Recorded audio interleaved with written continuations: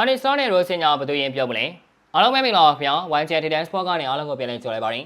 ရာသီကုန်ပိုင်းကိုရောက်လာတဲ့အချိန်အသင်းတိုင်းကရမတ်တွေစုကောင်းနေကြတဲ့အချိန်မှာလီဗာပူးနဲ့ချဲဆီကတော့ချန်ပီယံလိဝင်ခွင့်မရရေးကိုဦးစားပေးနေကြပါတယ်လီဗာပူးနဲ့ချဲဆီကဒီဘက်မှာမန်ချက်နိုင်တဲ့အခြေချော်ပြီးတေးကြတာကိုခွင်ကောင်းယူရမယ့်အစားသူတို့ကိုယ်တိုင်မှာအမားတွေလုံးနေကြရင်ရှုံးပွဲကိုစီကြုံတွေ့လိုက်ရပါတယ်လီဗာပူးဟာချန်ပီယံလိမှာလီဗာပူးစင်ကောနိုင်ရလိုက်ပေမဲ့ပရီးမီးယားလိမှာတော့လက်ရှိချန်ပီယံမှာဟုတ်ရဲ့လားလို့ပြန်မေးယူရလောက်အောင်ရှိုးဝါးတဲ့ခြေစွမ်းတွေကိုပြသနေပါတယ်